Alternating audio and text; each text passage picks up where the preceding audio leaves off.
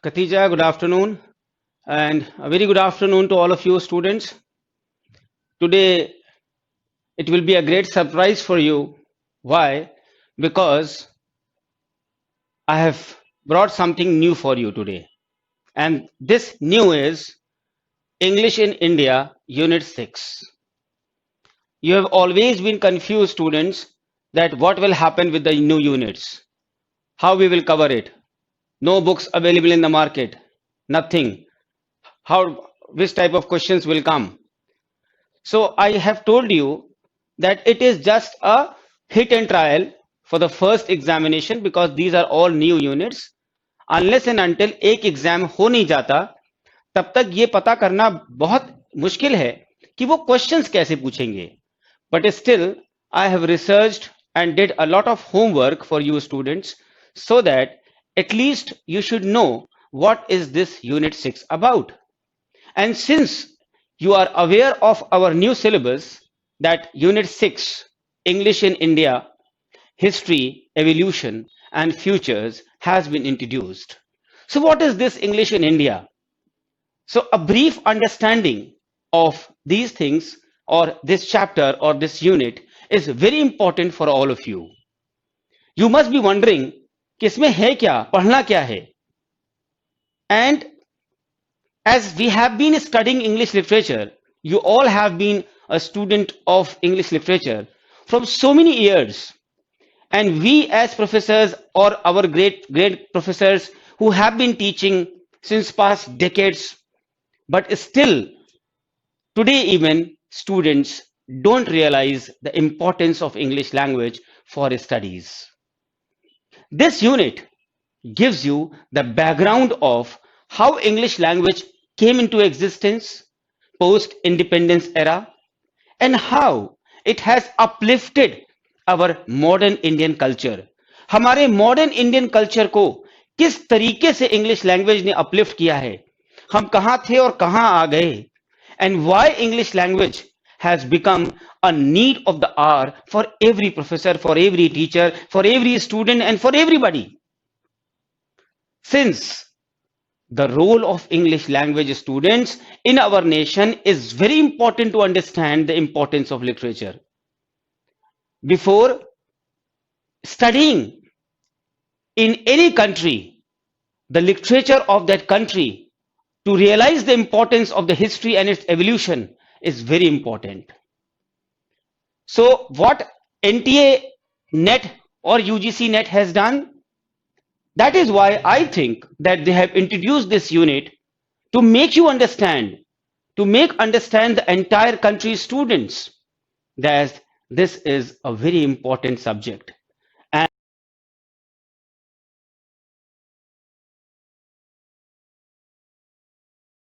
And to make you understand the importance of English language in our nation. World English is broadly characterized into three varieties. World English. English as a native language. English as a native language. So English as a native language को क्या कहते हैं? ENL. ENL. English as a native language. Then English as a second language. ESL. And English as a foreign language. EFL. Clear? So basically there are three geographical divisions of English speaking nations, that is ENL territories, ESL territories, and EFL territories. Now we will talk about the ENL territories. In countries like the United Kingdom, the United States of America, Canada, Australia, New Zealand, English is the first or often the only language of communication among the people. And in ENL territories, people use the mother tongue variety of English. Now we come to the ESL territory. In ESL situations, what happens? English plays a vital role and is used to perform a variety of official, educational, and other roles too. And for these ESL speakers, although English is not their native language as it was with the ENL, but it is an important language in their professions, in their social life, and in their community. Like India, English is used as a second language in almost all the former British colonies. And what are these British colonies? Former Singapore, Nigeria, South Africa, and so many others. Often, the person's second language becomes the first functional language in adulthood in such cases. In ESL countries, English is generally given importance in the educational framework of the nation and taught in the schools, the colleges, and the universities. Now, the last is the EFL territories. In some countries, English neither enjoys the status of native language nor they enjoy the status of the second language. It is treated as foreign language and its use is restricted to only occupational और educational purpose. ये occupation हो गया, ये यहाँ पे education हो गया. अगर हमें दोनों को इस्तेमाल करना है तो हमें इंग्लिश का इस्तेमाल करना है, अदरवाइज नो नीड.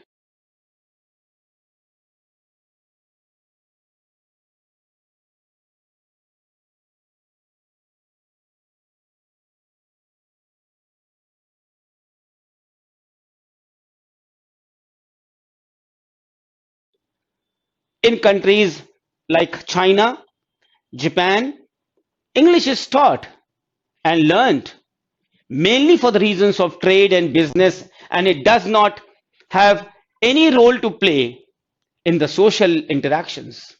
आप जापान जाइए, आप चाइना जाइए, वहां पे सोशल इंटरैक्शंस में there is no role of English, only trade and business. इसको कहते हैं EFL territories. I am sure you must be clear that what I have taught about ENL, ESL, and EFL. The British first arrived in India when? In the early 1600s, and they soon established trading posts in a number of cities under the control of which company? Yes, the East India Company. By 1765, the company's influence had grown to such an extent that British were effectively controlling most parts of the country. And the date is often taken as the start of what is referred to as the Raj. You must have seen this term, the Raj. And what is this Raj? A period of British rule in India that lasted until the independence in 1947. Initially, English was only taught to the local population through the work of Christian missionaries. There were no official attempts to force the language on the masses. किसी भी प्रकार का कोई official झगड़ा नहीं था, किसी प्रकार का कोई आपके ऊपर दबाव नहीं था, प्रेशर नहीं था कि हमें फोर्स करना है इंग्लिश लैंग्वेज को मास पे. लेकिन by the 1700, English had established firmly itself as the language of administration. And so, many educated Indians were demanding instruction in English. Why they were demanding? Because now they were able to understand that this is a means of social advancement. By 1857, universities had opened in Mumbai, Calcutta, Madras, and English day by day was increasingly largely accepted. How? As the government, as the language of government. as a language of the social elite and even of the national press, Akbar. So after independence, India became a nation state, and it was intended that English would gradually be phased out as the language of administration. But there was no simple solution as to which language should replace it. हमारे पास इसका solution ही नहीं था कि किस language को हम उससे replace करें. At first, Hindi, which is, yes, the most widely spoken language, was our first choice. But there were many protests, that is violent protests, in 1963, where in the state of Tamil Nadu, against the imposition of Hindi as a national language. Opinion had remained divided. और आज भी देख लीजिए 70 साल बीत गए, आज भी हमारी ओपिनियंस डिवाइडेड हैं, आज भी हम वहीं के वहीं हैं. And today even you see, students, that English has a major role to play in the society. अब तो बच्चे भी हिंदी नहीं समझ पाते हैं. हम हिंदी होने के बावजूद भी ये बात कितनी गहरी है, चिंतन की है कि हिंदी बोलिए तो लगता है किस कम्युनिटी के हैं. हम हिंदी देश के हैं, हिंदी बोलने वाले हैं, हमारी मदर टंग हिंदी है. सो इसको कहते हैं. सो हमको ऐसा लगता है, this is the reason why you students have been given the opportunity to know about this topic, which I think it is also good for everybody. And in this country, India, with a population of 130 crores, millions, and more than 1,000 languages, it is actually too difficult to choose a single national language, as mother tongue speakers of that language would automatically enjoy greater social status and eventually will have the easier access to the powers, the positions, and even influence. If we talk about, go back to Mahatma Gandhi, even Mahatma Gandhi, a proponent of a native variety as a national language, was a proponent of a native variety as a national language, accepted that his message was most widely understood if it is expressed in English. उनका भी ये मानना था कि अगर English में है तो वो वाइडली एक्सेप्टेड है और एक्सप्रेस्ड है. So, although English is not an indigenous language, it remains as an associate language in India. Indigenous नहीं भी है तो भी आज भी वो एसोसिएट लैंग्वेज कहलाती है इंडिया में, along with Hindi, which is the official language of the Union of India.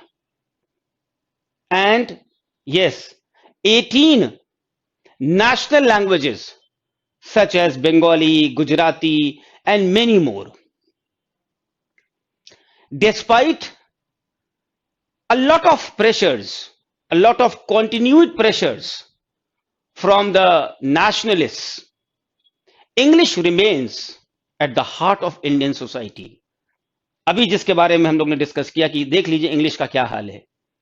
It is widely used in the media, in higher education, in the government sectors, in communication, both in the ruling classes, between the speakers of whatever community and languages they may be.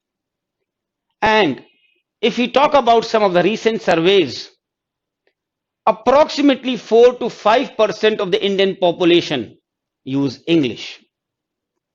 And this figure might seem insignificant, but out of the total population, ऐसे 4-5% हम बता रहे हैं तो आपको लग रहा होगा ये तो बहुत कम है, बट इसको कैलकुलेट करिए टोटलिटी से, तो आप कैलकुलेट करके देखिए कि कितने हो गए. And then what you will find that yes, it is the largest English speaking community outside USA and UK. USA और यूके के बाद अगर सबसे ज्यादा इंग्लिश का कहीं इस्तेमाल होता है वर्ल्ड में तो वो है इंडिया में. In addition, there are speakers of English in other parts of South Asia too, where Pakistan, Bangladesh, Sri Lanka, where English plays the same role what is to be found in India. And English is virtually a mother tongue for the many educated South Asians. But for the vast majority, it remains a second language. This means there are speakers whose spoken English is heavily influenced by the speech patterns of their ethnic language, alongside those whose speech reveals nothing of their racial background, and some who are ranged somewhere in between. So, this was a brief but exactly the description of for every student of English literature to understand what is English in India. Now, I will discuss with you the historical review, जो आपके syllabus का part भी है, historical overview of the development of English language in India, date wise. So you can even note it down somewhere according to the dates, which I have somehow researched and today in a position to give you that level. If we talk about 1600, जो मैंने अभी अपने lecture में भी बोला 1600, in 1600 Queen Elizabeth I granted a charter of monopoly of trade with India to the East India Company. 1600 में क्या हुआ था? क्वीन एलिजाबेथ वन ने ग्रांट कर दिया था अ चार्टर ऑफ मोनोपोली, किस चीज की? ट्रेड की, किससे? इंडिया से. With whom? To the East India company. After 1600 कम से कम 2.25 साल और बीत गए. 1823 की बात हम करते हैं. 1823 English education was introduced in India in 1823. And what were the objectives of English education to be introduced in India? The objectives were to popularize the European culture and science among the Indian masses. कितना ज्यादा हम popular कर दें Indian मास में. और दूसरा objective था to consolidate the position of the British Raj in India. तो इंग्लिश इसलिए इंपॉर्टेंट थी कि किस प्रकार से ब्रिटिश राज इन इंडिया को हम पोजीशन दे पाए. तो 1600 में क्वीन एलिजाबेथ वन का मैंने बताया. 1823 में कैसे इंग्लिश इंट्रोड्यूस किया गया और 1835 में 1835 English was formally introduced as a medium of instruction. अगर कोई पूछे आपसे तो आप बता सकते हैं कि 1835 में English was formally introduced as a medium of instruction. And then in 1857 universities were established in Madras, Bombay and Calcutta, जो मैंने अपने लेक्चर में भी आपको बताया है. Then 1869 में there was a convocation by Lord Napier. Lord Napier's convocation कहां उन्होंने एड्रेस किया था? लॉर्ड नेपियर ने at the Madras university. And this convocation, this speech which happened at the Madras University, that actually spelled out the objectives of the European education in India. And how and what happened? It actually gave a new basis for the national unity, to give better knowledge of India, to enable the government to run properly, and to enable the participation in the intellectual movement of the world. अगर हमें पूरे संसार के intellectual world में enter करना है तो हमें इंग्लिश जानना, समझना, लिखना, बोलना बहुत जरूरी है. तो दिस हैपेंड इन 1869. देन 1947, जब हम फ्री हो गए, आजाद हो गए, free India chose to retain English as long as it was needed. हमने उसको रिटेन कर लिया कि हम जब तक चाहेंगे हम अपने पास रखेंगे, हम उससे इतना खुश हो गए, उतना उससे एनर्जेटिक हो गए. Then in 1948, Maulana Azad observation regarding the role of English. Maulana Azad ने क्या ऑब्जर्व किया कि इंग्लिश का क्या रोल है. तो मौलाना आजाद ने कहा, क्या कहा, that the position that English is occupying today in our educational and official life can not be sustained in future. It is but essential that Indian languages should be given their legitimate position. This is a quote by Maulana Azad on the observation regarding the role of English. Then this happened in 1948. Then again in 1948, there was the Radha Krishnan Commission. The Radha Krishnan Commission. It was also known as the University Education Commission. The University Education Commission, which recommended that English should continue to be studied in high schools and universities. तो जरा आप देखते जाइए कि English की कितनी value बढ़ती जा रही थी, और वो भी इतने बड़े लोगों से. Again in 1952, Madras introduced a list of graded structures for teaching English in schools. उन्होंने स्ट्रक्चर को ग्रेड कर दिया कि कैसे कैसे स्कूल में किस किस तरीके से हम पढ़ाएंगे. और वो ग्रेडिंग क्यों की? क्योंकि उनका ये एम था कि हम बच्चों के लिए इंग्लिश लर्निंग को इजी करेंगे. शुरुआत में सबको कठिन लगेगा, बट हम उसकी इस प्रकार से प्लानिंग करेंगे कि बच्चे तक उसको अच्छे से सीख पाए.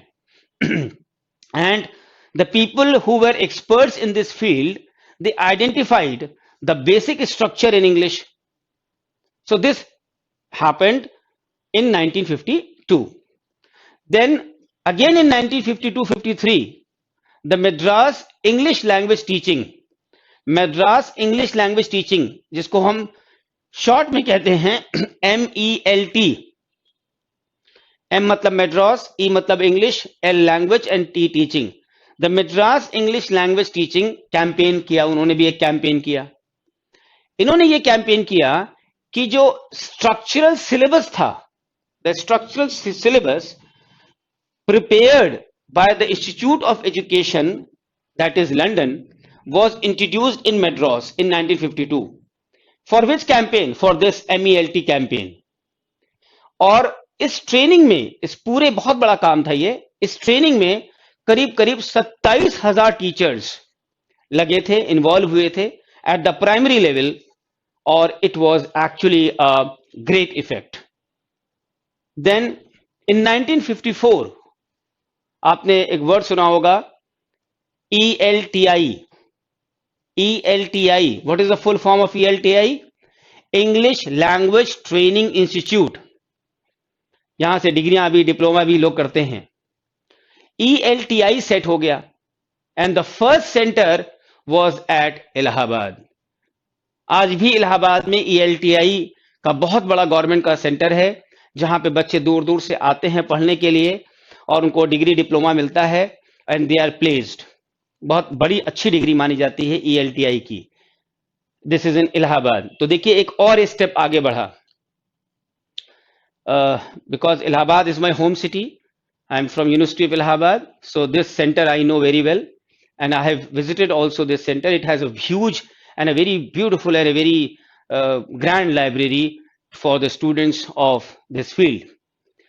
Then again in 1957, the Nagpur seminar for lecturers in English from the training colleges started, the Nagpur seminar.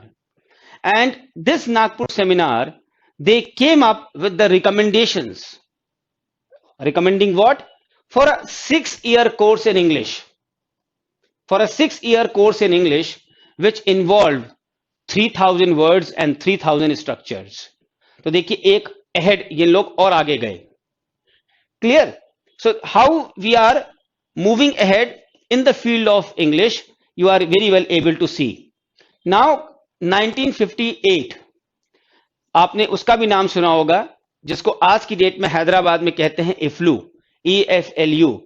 इसको पहले कहते थे CIEFL और पहले कहते थे CIE, the central institute of English, CIE. बाद में इसका नाम हो गया CIEFL, central institute of English and foreign languages, ऐसे हो गया. बाद में अब इसका नाम हो गया है इफ्लू, EFLU. ये सेट हुआ 1958 में. और इसका क्या ऑब्जेक्टिव था? इसका ऑब्जेक्टिव था to train teachers of English to produce the teaching material and how to improve day by day the standards of English teaching in India. Then in 1961, Jawaharlal Nehru pointed out the need of some link language, and that was also followed. And he has said, who? Jawaharlal Nehru, that the tendency of the regional language to become the medium of university education, though desirable in many ways, may well lead to the isolation of such universities from the rest of India, unless there is a link in the shape of an all India language. तो उन्होंने भी English को all India language बनाने का पूरा प्रयास कर दिया. Then in 1963 there was a big institute known as the Regional Institute of English, the Regional Institute of English, which was set up in Bangalore. And next in 1967, a study group report on the study of English in India was prepared by the Ministry of Education, Government of India. फिर government of India ने एक study group report बनाया और कहा कि इसका सर्वे करिए, इसको स्टडी ऑफ इंग्लिश इंडिया में फैलाना है. इसको फिर मिनिस्ट्री ने जो है इसका वो बनाया. और इसका भी एम क्या था? इसका भी एम था सर्वे करना इंग्लिश के बारे में. Then in 1977, the UGC syllabus reform, University Grants Commission. And what was the result of this UGC syllabus reform? That the result of the UGC syllabus reform was basically the result of the regional and the national workshops conducted by this UGC. And for what? To examine the syllabuses of the various universities in order to update them from time to time and to improve them from time to time. Then in 1987, the Curriculum Development Center, इसको short में कहते हैं CDC, the Curriculum Development Center, Hyderabad, was set up by the University Grants Commission, by UGC.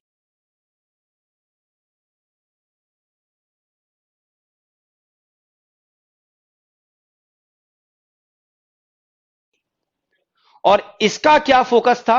इनका क्या purpose था CDC को बनाने का? The aim of CDC was to shift focus in the curriculum, designing from teaching to learning and make it need based and socially relevant. कि जहां पे हमें जरूरत है हम उसको लेंगे और सोशली कितना रेलेवेंट हो सकता है. सो ये था करिकुलम डेवलपमेंट सेंटर का प्लान 1987 का. Clear? So this was a brief introduction. कहने को तो ब्रीफ था ये, but I have given actually a lot of support for this topic, where after listening to this entire lecture, I am 100% sure you must have been acknowledged by so many details which you were not knowing till now, which will give you an ease to understand this topic as far as you prepare yourself with the books and other things.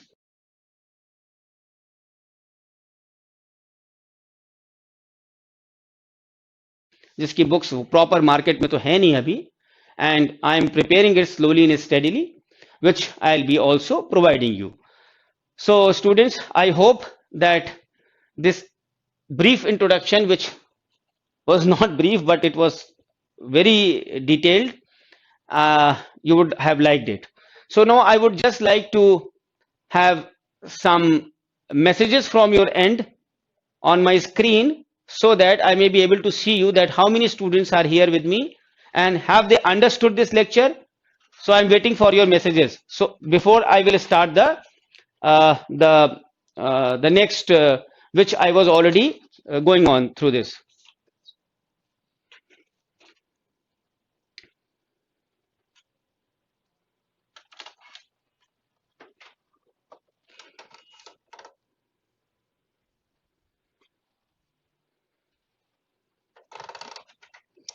I would just like an answer from your side that have you understood clearly? Because I have tried to explain you in a very simple language कि आपके एकदम मन में और एकदम दिमाग में ये बस जाए कि ये है क्या. Neha, good afternoon. Jatin got it. Shreya, Jatin, Saman, Shreya, Katija, all.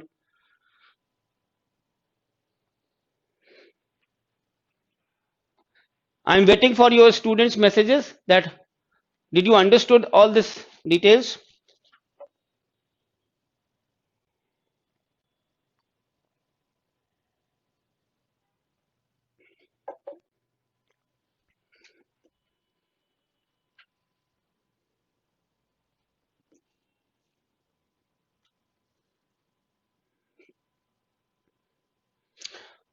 Okay, Saman, you liked the lecture and you loved it. And yes, it was actually a new thing. And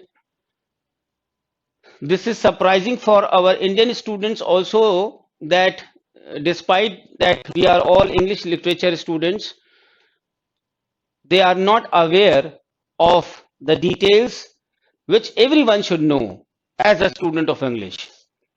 So I think that UGC has done a good job by introducing this topic, and timely you have received all the proper informations regarding this unit.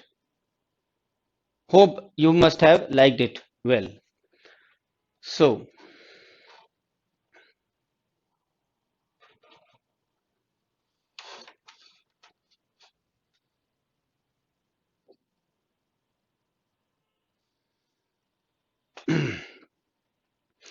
now coming to our past lecture, which we were already following, that is heroic drama. We come to the past lecture where we are going for the history of English literature. And heroic drama, it is also known as the tragedy of the 17th century of the Restoration period. And this term heroic drama is a term which is applied to the tragedies of the Restoration period. जो भी restoration drama की tragedies हैं उनका ही नाम है heroic drama. And ये कोई एक नए प्रकार का ड्रामा नहीं था, बिल्कुल भी नया प्रकार का नहीं था. व्हाई? बिकॉज ये ऑलरेडी हम इसको देख चुके हैं. कहां पे देख चुके हैं? In the exaggerated form of the place of Beaumont and Fletcher. अगर हम ब्यूमॉन्ट फ्लेचर के टाइम पे जाएं तो वो एग्जैजरेटेड रोमांटिसिज्म जो उनके प्लेस में था वो हम देख चुके हैं. उसी का एक पहलू है, उसी को कहते हैं heroic drama. And during the age of Dryden, because it is a restoration period, the monarchy has been restored, and so it has been utilized or cultivated by great number of writers in a very diligent manner. And two writers have been very much prominent in this area. Number one is Dryden and number two is Thomas Otway. अगर हम restoration के पहले 20 साल की बात करें, 1660 से लेकर 1680 तक, तो किस प्रकार के प्लेज जो हैं सुप्रीम थे? द राइम्ड प्लेज, जो राइम करते थे. जबकि ये जो राइम प्लेज या जो रेस्टोरेशन प्लेज सबसे पहले इंट्रोड्यूस किसने किया था? हमने इसका नाम भी कर लिया था, जो ड्राइडन से पहले पोएट लॉरिएट था, sir William Davenant. he introduced, but popularized by Dryden. Popularized by Dryden. And Dryden ने कहीं पे कहा है that a heroic play ought to be the imitation of a heroic poem, and consequently love, valor ought to be the subject of it. प्यार, बहादुरी, शिवैलरी, valour, ये उसके अंदर होना ही होना है. अगर ये नहीं है तो वो हीरोइक ट्रेजेडी हो ही नहीं सकती. So the subject of heroic tragedy was undoubtedly love, undoubtedly valor, honor won by valor and inspired by love are presented in the heroic tragedies. And the themes which have been chosen by these dramatists has to have that epical magnitude. और apical magnitude पाने के लिए, उस level तक पहुंचने के लिए, वो हीरोइक ट्रेजेडी बनाने के लिए हमारे पास क्या क्या चीजें मन में होनी चाहिए. हमें आपको मान लीजिए हीरोइक ट्रेजेडी लिखना है तो क्या चीजें, क्या फीचर्स, क्या कैरेक्टरिस्टिक्स होने चाहिए. सबसे पहला कैरेक्टरिस्टिक होता है that it should have an air of exaggeration. कितना हम बढ़ा चढ़ा के उसको लिख सकते हैं. And to give it a magnitude, these heroic place के जो सीन्स होते हैं वो उनको बहुत डिस्टेंट लैंड्स में ले जाते हैं. कभी पेरिस, कभी मेक्सिको, कभी कहीं, कभी कहीं, कभी दूर, to look it more beautiful. And again कहीं पे भी कोई एपिकल अगर वर्क है, एपिकल मैग्नीट्यूड का है, तो वो नॉर्मल इंसान नहीं होगा उसका hero. He has to have some human super human structure, जिसमें उसकी हीरोइक स्पीचेस होंगी, लाउड डिक्लेरेशंस होंगे, and the heroes are unequalled in valour, they have unbounded ambition, and they are desperate in love, and with women who have immortal beauty and even unattainable virtue. और उनकी जो speeches होती हैं, they are magnificent, full of grandeur, majesty, sonorous and lovely to even take it out. मतलब उसको याद करके अगर आप बोलें तो मजा आ जाता है. And yes, the purpose was didactic. हम उसमें कुछ सीखते हैं. The dramatist of the heroic tragedy, he sought to advance the characters of virtue. किस शेप में? In shape of valor and marriage love, means conjugal love. किस चीज का इस्तेमाल हुआ था? Heroic meter was employed instead of blank words, because blank words thought to be too low a system for any heroic poem. Heroic poem के लिए इसको बहुत तुच्छ माना जाने लगा, and even too low for an ordinary sonnet. So heroic plays were usually written in heroic couplets. So John Dryden उसमें पहला बड़ा नाम है heroic tragedian में. And अगर हम बात करें 1664 से लेकर के 1667 तक उसने 5 बड़ी ट्रेजेडीज को लिखा है. The Indian emperor, tyrannic love, the conquest of Granada part 1, part 2 and Aurangzeb. All these 5 plays are actually built upon a certain plan where we find hero of superhuman powers, boundless pride, and the heroines actually of unsurpassed beauty. You take the example of All for Love. In All for Love, Dryden has turned from rhyme to blank words and takes a Shakespearean theme of Antony and Cleopatra. Clear? And if we talk about Thomas Otway, जो मैंने दूसरा नाम लिया, he is also the second figure after Dryden, and he is known for his 3 great works. पहला, Don Carlos, The Orphan, and Venice Preserved. Don Carlos, The Orphan, and Venice Preserved. Now, I'll talk about some of the verse satirist. Verse satirist मतलब verse के साथ साथ satirist कौन थे new classical period के. And as we have already discussed that satire was undoubtedly one of the predominant features or literature during the restoration period. तो जितने भी लोग थे सबने सटायर्स ही लिखा. And they belong to two parties, Whigs and Tories, and Pope हो चाहे कोई अदर पोएट हो, they were actually associated with either of the parties. And सभी राइटर्स का यह टेंडेंसी होता था to imitate the classical authors, especially Horace, Juvenal, or Persius. So I'm going to tell you the first satirist, Samuel Butler. Samuel Butler is a big name who is considered next to Dryden, and he is known for his famous satire, Hudibras. And Hudibras is a work which appeared in three parts: 63, that is 1663, 1664, and 1678. And this work, Hudibras, is modeled on Don Quixote. And who has written this Don Quixote? Cervantes, which actually recounts the misadventures of a knight. उसी knight का नाम था Hudibras, and his squire जिसका नाम था Ralph, and how this knight has so many misfortunes in love. And Hudibras is a biting satire on Puritans. तो इतना सा आपको जरूरी है बताना नेट eccentric elements. Then John Oldham. John Oldham, OLDHAM.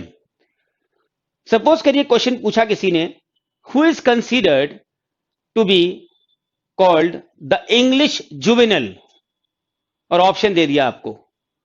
तो द इंग्लिश जुवेनल कौन कहलाता था? It was John Oldham. And he is remembered for his 4 satires upon the Jesuits, which is also his most ambitious work. Then the greatest satirist of the 18th century, no other than Pope, The Rape of the Lock, The Dunciad, and yes, Matthew Prior. Matthew Prior.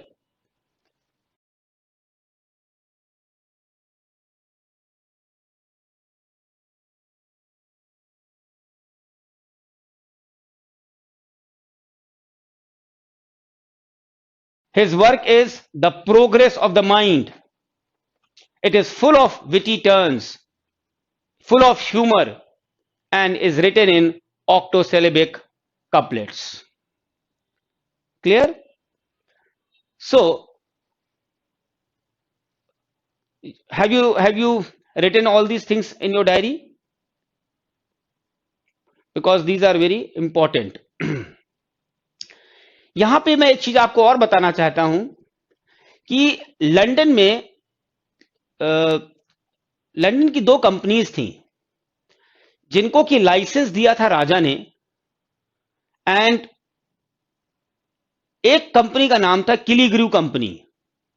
किलीग्रू, KILLIGREW, उसको कहते थे Kings.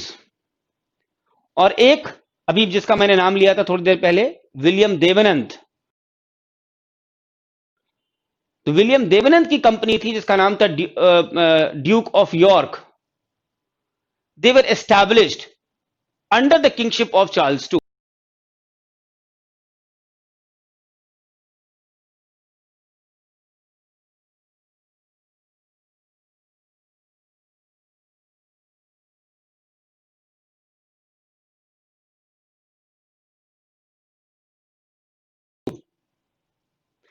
इनकी खासियत क्या थी कि Charles II के समय में, चूंकि थिएटर्स उस समय जब खुला नहीं था, तो ये लोग क्या करते थे कि चार्ल्स टू को एंटरटेन करने के लिए ये internal tragedy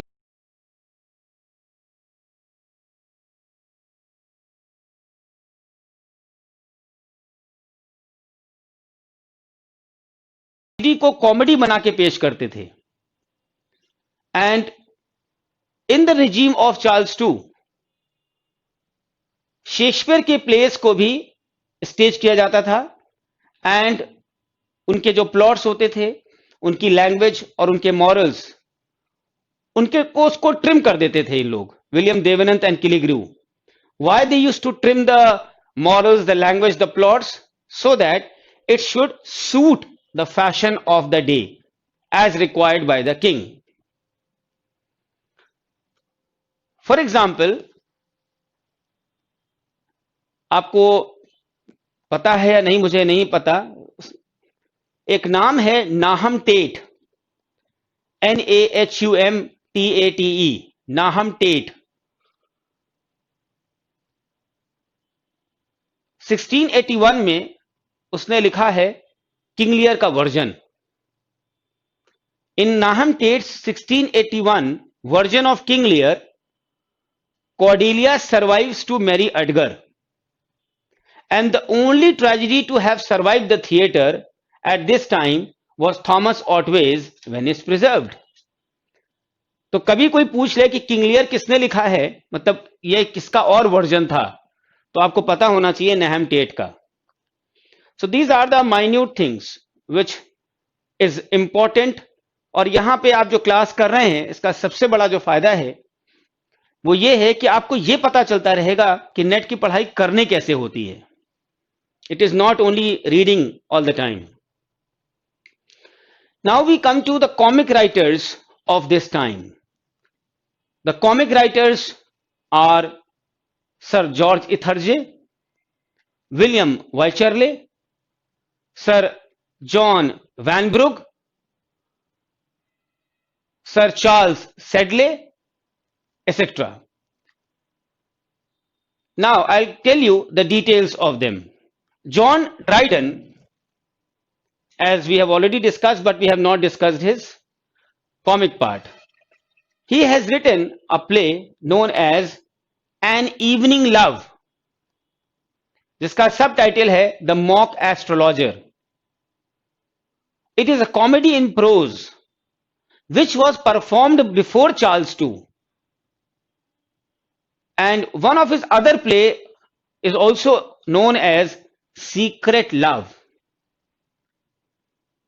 then we have sir George Etherege, the comical revenge. Many times it has been asked. इसका सब टाइटल है love in a tub, the comical revenge और love in a tub. And his other works of sir George Etherege are she would if she could, she would if she could, and the man of mode. जो ये man of mode है, इसका subtitle again sir Fopling Flutter. कोई पूछे कि the man of mode का दूसरा नाम क्या है, तो आप बताएंगे Sir Fopling Flutter. Sir Fopling Flutter का दूसरा नाम क्या है, तो the man of Mode. Then Sir Charles Sedley. Sir Charles Sedley की एक कॉमेडी है जिसका नाम है the Mulberry Garden. It is also written in prose and heroic couplet, the Mulberry Garden. Then we have William Wycherley. William Wycherley का पहला play का नाम था Love in a Wood, and his other works are The Country Wife, The Plain Dealer, etc. ये दोनों नाम पूछ चुके हैं नेट में, The Country Wife भी, Love in a Wood भी, and The Plain Dealer भी। So next,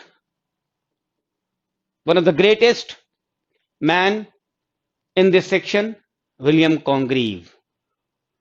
He is one of the most important Restoration dramatists who is known for his notable works like Incognita or Love and Duty Reconciled, a very famous play, basically इनके ज्यादातर pledge सभी famous हैं, आपको शायद याद आ जाएगा, मैं नाम लेता हूं। The old bachelor, the double dealer, love for love, the morning wife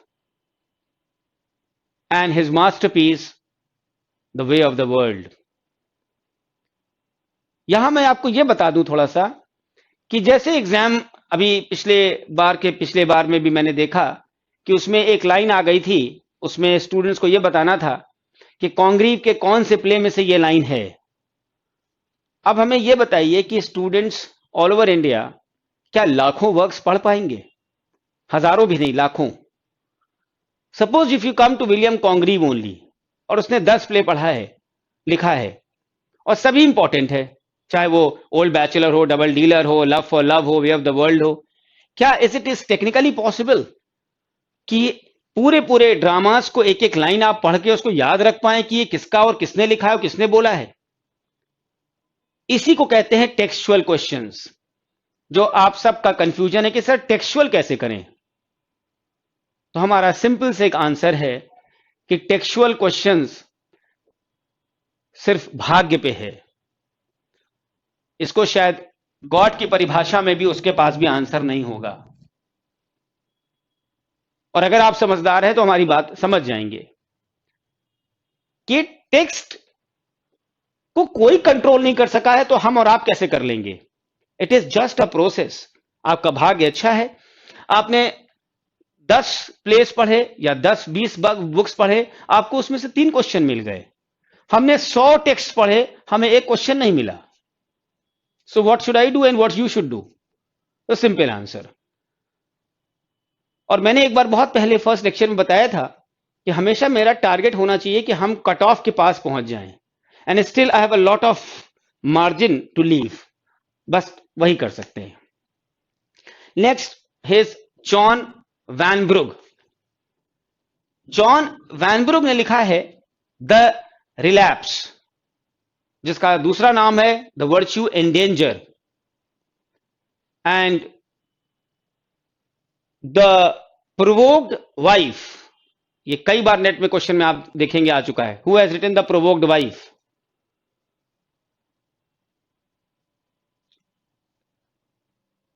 then George Farquhar, love and a bottle या love in a bottle, something like this, check कर लीजिएगा जरा, लव इन अ बॉटल होगा या an a bottle.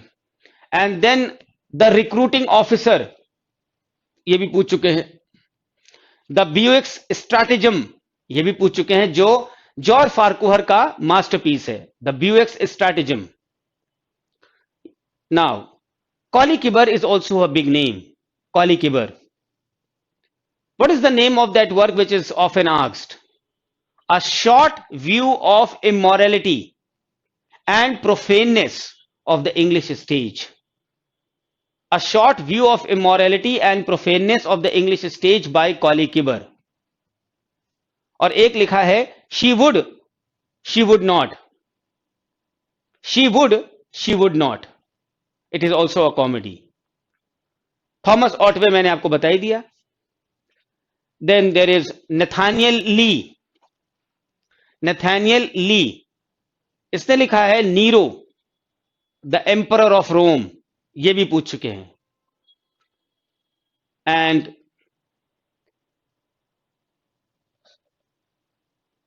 Then the massacre of Paris, this is important, the massacre of Paris, it was written in somewhere around 1690.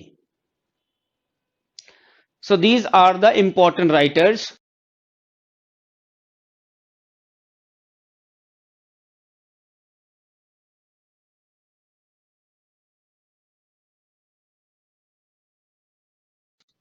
And 2 more left. First is Thomas Shadwell and last is Ephraim Behan. Thomas Shadwell is also a great writer who is known for 3 works: The Sullen Lover, Sullen, The Miser, and the Libertine and the Libertine and Aphra Behn जो famous हैं अपने ओरोनोकू के नाम से, masterpiece जो उनका है, जिसका सब टाइटल है द रॉयल स्लेव, और इन्हीं का एक दूसरा वर्क है जिसका नाम है द रोवर, ROVER। इन्होंने अपनी जीविका अपने पेन से ही की थी, लिख करके ही अपनी जिंदगी को इन्होंने चलाया था, बसाया था, अपना लाइवलीहुड इन्होंने अपनी बिताई by her pen. So this is what is the end of this whole section. Students, tomorrow we will discuss about the sentimental comedy and periodical essay हम लोग डिस्कस कर चुके हैं नॉन फिक्शन में, वो सब कुछ कर चुके हैं हम लोग। We will discuss the sentimental comedy next.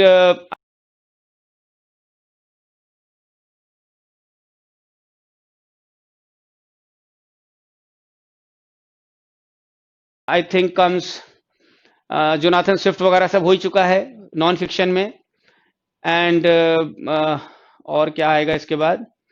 James Boswell भी हो चुका है। Yes, now we are going to start one of the most important and I hope you will also like to get these lectures in a very energetic manner, and the age is the romantic age.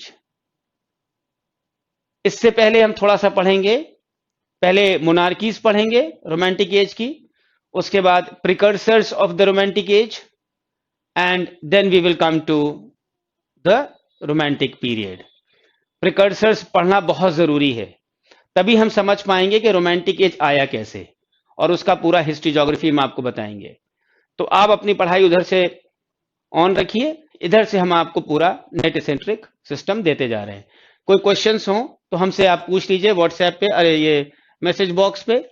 And meet you tomorrow once again, and I hope you enjoyed the first lecture compared to my second lecture